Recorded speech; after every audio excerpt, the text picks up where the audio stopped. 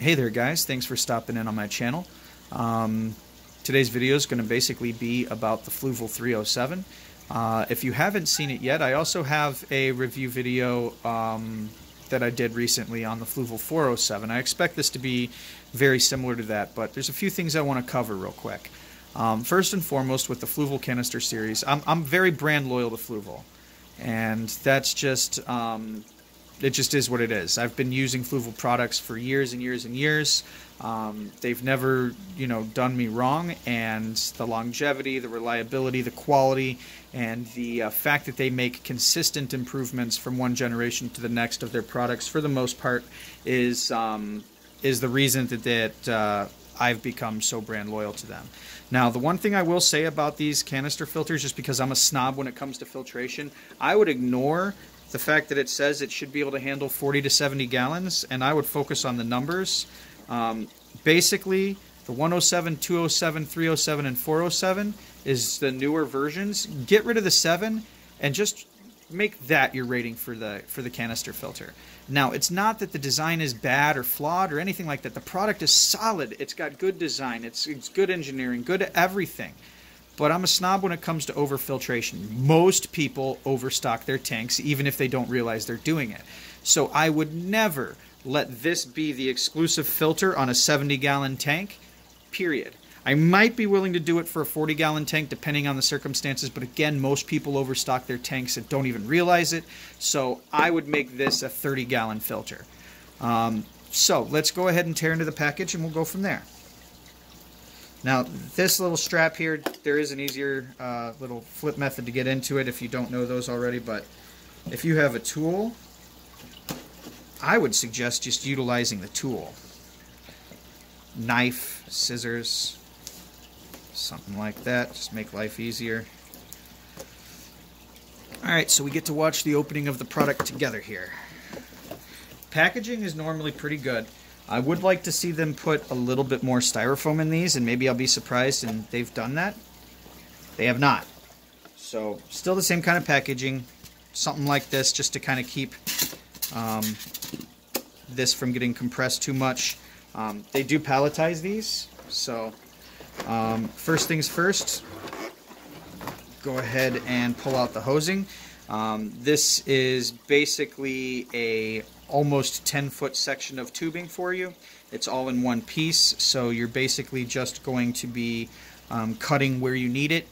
You don't need to have excess, or you can if you want to. I have always cut this tubing exactly in half whenever I can put the canister directly under the tank. And if I had a little bit of extra tubing, I just let it be, because you never know when you might need to kind of resituate things. Things I like about the tubing. I'm going to do a little bit more in depth because I didn't do it last time. Things I like about the Fluval tubing is the flexibility. Anybody who has something like a Penplex Cascade filter or a number of other filters which uses the vinyl tubing, like that one right there. Sorry about the mess. I'm tearing things up. I just sold 20 fish to the store, and I got to put a bunch of stuff back together here. But anyway, things I like about it, it's flexible. It's easy to navigate around. You can basically manipulate it and make it do anything you want. The one and only thing I don't like about it, on my very oldest pump, over time, and I recently had to move it, and it's bending at the one side, and it's starting to turn white in between the ribbing. Now, that's over a year old. It's been running constantly. It's been moved around multiple times. It's to several different tanks as I've been kind of upgrading. So the tube has never failed. It's never leaked. I don't think it's about to fail, but it has gotten a little white in between the ribbings, and that makes me nervous.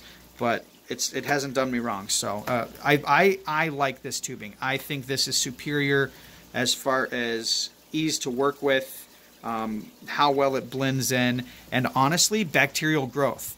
The amount of extra surface area being created by this ribbing just in the water column alone is ridiculous. Far, far more drastic than just a smooth surface. So there's a real benefit to the design here from a biological health standpoint, not just engineering and ease of use. So there's that. Of course, all of them come with all of the attachments you need. I personally am a big fan of spray bars, so I am more than likely going to be changing this up and putting a 90-degree elbow in there and making myself a spray bar option. But don't forget to put your seal in. If you've never worked with Fluval before, sometimes these little things can be a bit of a pain in the butt. Just don't rush through it. Don't try to force anything. It's super easy to do once you know what the tricks are. I can't really show the trick right now, but basically you put the one piece on, you bend the tubing over where you want it, you pinch it, and you slide that on so that you get the grooves on the back side to line up. And once that's there, you just have to push it down until you hear it click. You can let go, the tube will try to come out, but it won't come out, and then you just kind of cinch it down. It's super easy. So they did a good job with that. That's another thing I really like, that I can adjust how deep into the water the tubing is going, because of the nature of the of this guy right here. The first time you set it up, it's going to be a little bit more stiff. You know, there may be some resistance, and if you ever have to change it, it may constantly want to kind of try to pull itself back to its original form a little bit. It does develop, the tubing does develop a little bit of memory, but the fact that you can suspend a spray bar in there deeper than the, you know, couple of inches that is standard on, say, a hard plastic fitting, as opposed to being able to just slide more tubing down and lower it or raise it or whatever. I just find the versatility of the design to be exceptional. And now we get to the main course. Now my biggest concern with these things whenever I get them out is to check the corners. Just real gently lift up the rubber thing, make sure nothing is cracked. I've had 2 purchases at big box retailers where I found the bottom of the canister, the 407 actually, to be broken. And when I went through every single one, it must have been some like bad pallets that came through or something. But when I went through a couple of different stores and several units that were all broken, I gave up and I got a Fluval 207, which I later had to upgrade to the 407, and I ended up coming full circle and getting that. So here you have it, the Fluval 307. So this is basically going to be the same kind of system as the Fluval 407. It's just going to be one tray smaller, which means its vertical height is shorter. Its foam pads are going to be a little bit shorter. But let's go ahead and get inside and take a look. You can just do that to lift it up. These things just kind of help you to lift that little bit of lid up, and then it just comes right off. If you're ever doing maintenance, this is where you access for everything maintenance related. Everything looks nice and good in there. Nothing crazy. When you put this back on, you want to be cautious that you're lining up everything nice and good like that right there. I'm going to give you some information.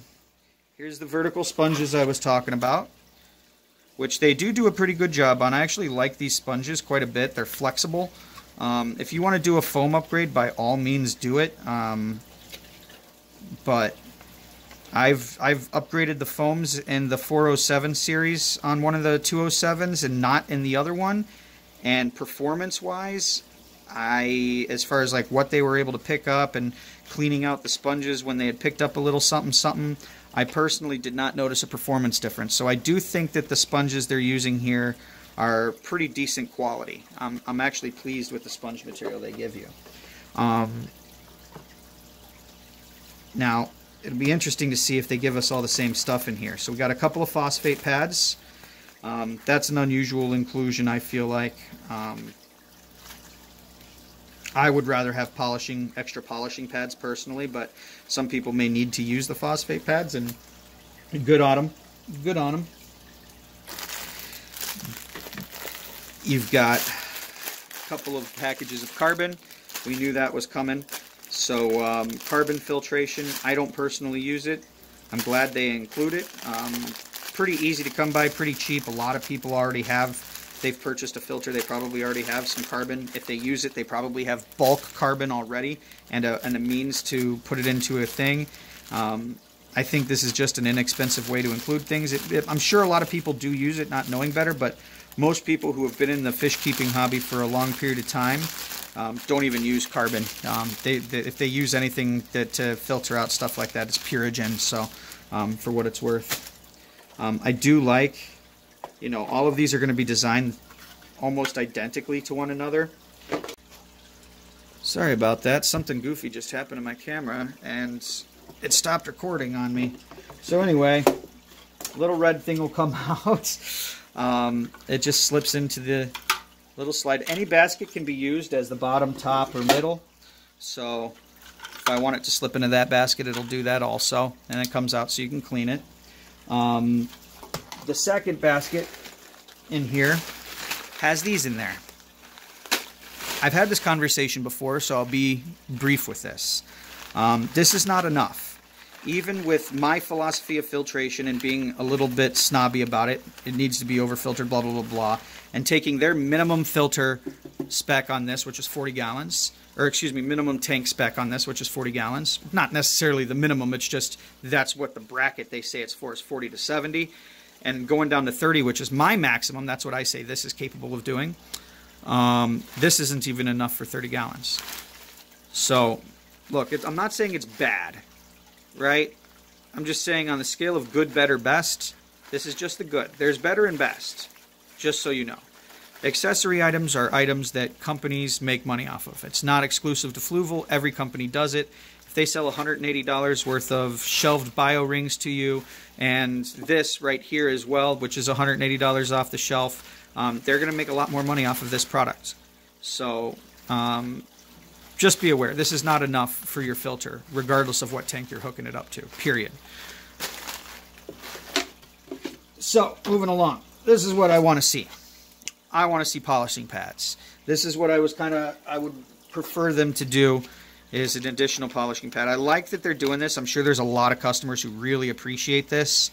I just feel like more people are probably going to be using polishing pads than they are phosphate pads. And most people who are using either are going to have cut-to-fit materials. So, you know, why not just give them an extra bit of the polyfill material instead of the phosphate pad? It's a little less expensive. Take that little bit of difference and give us another couple of bags of biomedia. That would be my advice personally. But still, it's nice to have the phosphate pads. I'm not going to probably use it, but you never know. I'll keep it. Under the polishing pads is, of course, their corrugated sponging, which is a much finer material. Now, there is a little bit of space on top of this before the basket would rest. You could technically double up on the polishing pads if you wanted to, just so you're aware. And then the filter will rest. It won't like just nest there with no weight in it. It'll want to float just a little bit, as you can see. See how I can put that on there and then push it down a little bit? But that's like a ½ pound of pressure. Once you put biomedia in there, it'll seal up, and that'll work. That will do the job. Or you could say finish off with polishing pads right here. Go up to the next basket, biomedia, put a polishing pad on top of that, just to try to protect the top chamber's biomedia even more from particulates. And maybe you have some high quality media and some of the Fluval, right? And maybe not enough money after spending 180 bucks to get something else. I'm not saying that this is overpriced. That's not what I was suggesting. You know, you get what you pay for, and you know, this is, in my opinion, a quality product, well worth the money. But if you, let's say you have some Matrix or some Biohome Ultimate, and it's only enough to fill up one of these trays, well then take the Fluval rings into the next tray, put them in there, right? And then on top of that, take another polishing pad. So what you're doing is you're turning this into biomedia, but also a little bit of a collector, the last final thing for anything that might have gotten through here. Shouldn't really be much. I don't find my biomedia gunked up even if I go a long time between maintenance, but you have options here, and the flow will handle it. So yeah, that's your Fluval 307, and like I said, this is going to be going on to a new tank you guys can't see yet. I'm not going to show you that yet, but I will be doing a video revealing that information, revealing that tank in the near future once it's fully set up and stocked and all of that. So there you have it. That was your opening and review of the Fluval 307 series canister filter. I highly recommend the Fluval canisters. They're not going to let you down. They're reliable. They're quiet. They move a decent amount of water. They do a good job filtering. Especially the 307 and 407's really done a great job with putting a lot more media space inside.